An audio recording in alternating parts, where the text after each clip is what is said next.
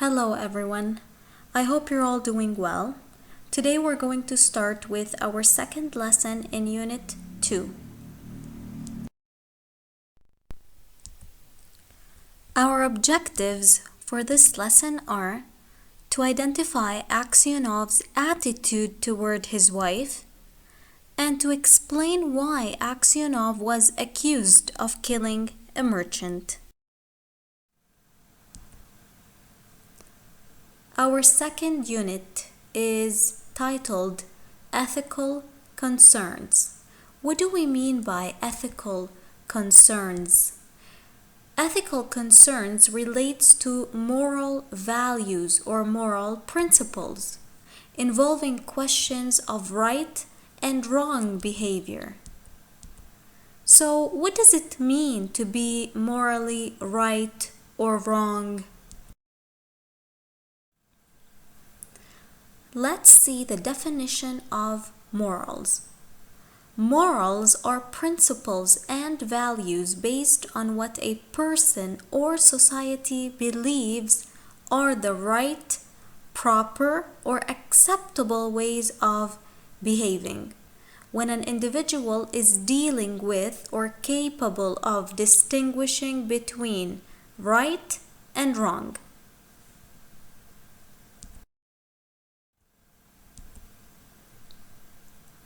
The title of the lesson that we're going to read is God Sees the Truth But Waits by Leo Tolstoy. Before we begin reading the story, let's take a look at a short list of vocabulary words that will help you comprehend the story better. Riotous, violent and uncontrolled behavior.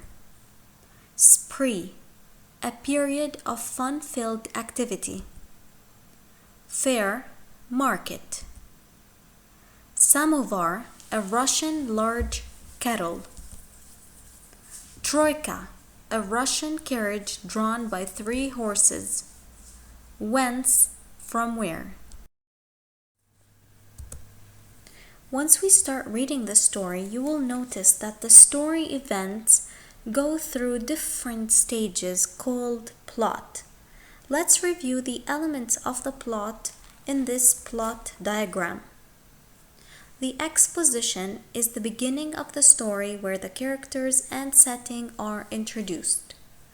The rising action is where the main character faces a series of conflicts or problems. The climax is basically the most exciting part of the story when we learn the outcome.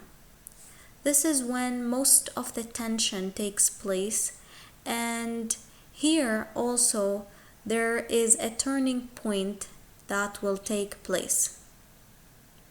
After that, we have events that lead to the end of the story, which we call the falling action. In the end of the story, that would be the resolution. So keep these stages in mind as we read the story God Sees the Truth But Waits. God Sees the Truth But Waits by Leo Tolstoy. In the town of Vladimir lived a young merchant named Ivan Dmitrich Aksionov. He had 2 shops and a house of his own. Aksionov was a handsome, fair-haired, curly-headed fellow, full of fun and very fond of singing. When quite a young man, he had been given to drink, and was riotous when he had had too much. But after he married, he gave up drinking, except now and then. One summer, Aksionov was going to the Nizhny Fair, and as he bade goodbye to his family, his wife said to him, "Ivan Dmitrich, do not start today. I have had a bad dream about you." Aksionov laughed and said, "You are afraid that when I get to the fair I shall go on a spree." His wife replied, "I do not know what I am afraid of. All I know is that I had a bad dream. I dreamt you returned from the town, and when you took off your cap, I saw that your hair was quite gray." Aksionov laughed. "That's a lucky sign," said he. "See if I don't sell out all my goods and bring you some presents from the fair." So he said goodbye to his family and drove away. So up to this point, we are introduced to the main character, Ivan Dmitrich Aksionov. We also get to see the setting of the story, which is in the town of Vladimir. The story takes place in Russia. We know that Aksionov is a handsome guy. He is good looking. He is a successful young merchant. He is a fun guy. He is full of life and he is very optimistic. His wife, on the other hand, she is worried about her husband. She told him not to go on business, not to start that day, because she has had a bad dream about him. However, he does not take his wife seriously. He is optimistic, as we said. He told her that is a lucky sign. So he said goodbye to his family and left. When he had traveled halfway, he met a merchant whom he knew, and they put up at the same inn for the night. They had some tea together, and then went to bed in adjoining rooms. It was not Aksionov's habit to sleep late, and, wishing to travel while it was still cool, he aroused his driver before dawn and told him to put in the horses. Then he made his way across to the landlord of the inn, who lived in a cottage at the back, paid his bill, and continued his journey. When he had gone about 25 miles, he stopped for the horses to be fed. Aksionov rested a while in the passage of the inn, then he stepped out into the porch, and, ordering a samovar to be heated, got out his guitar and began to play. So up to this point in the story, we see that the events taking place are not very exciting events. The story here so far is just introducing us to the main character, giving us some background information about the main character, about the setting. So nothing special going on so far. So therefore, we can call this stage the exposition. So up to this point in the story is the exposition.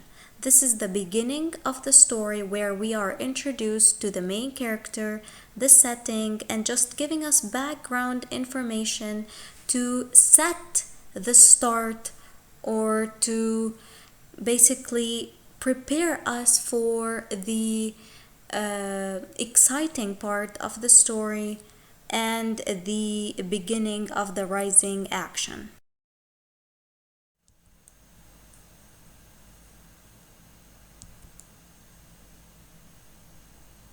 Suddenly a troika drove up with tinkling bells, and an official alighted, followed by 2 soldiers. He came to Aksionov and began to question him, asking him who he was and whence he came. Aksionov answered him fully and said, "Won't you have some tea with me?" But the official went on cross-questioning him and asking him, "Where did you spend last night?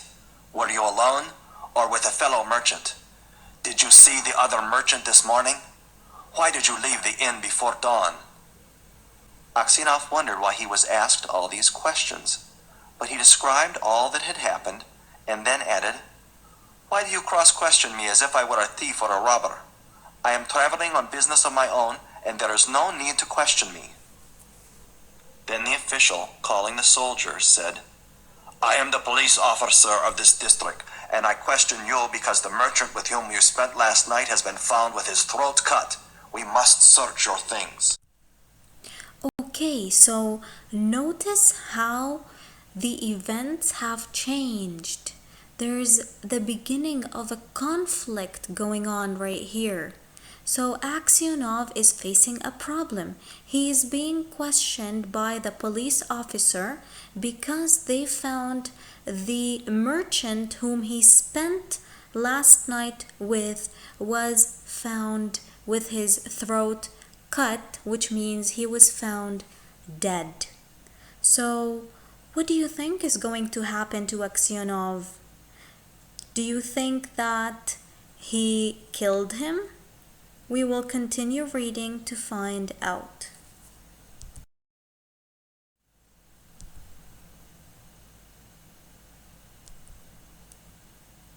They entered the house. The soldiers and the police officer unstrapped Aksionov's luggage and searched it. Suddenly, the officer drew a knife out of the bag, crying, "Whose knife is this?" Aksionov looked, and seeing a blood-stained knife taken from his bag, he was frightened. "How is it there is blood on this knife?"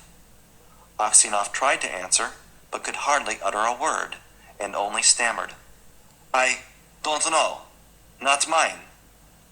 Then the police officer said, "This morning the merchant was found in bed with his throat cut. You are the only person who could have done it.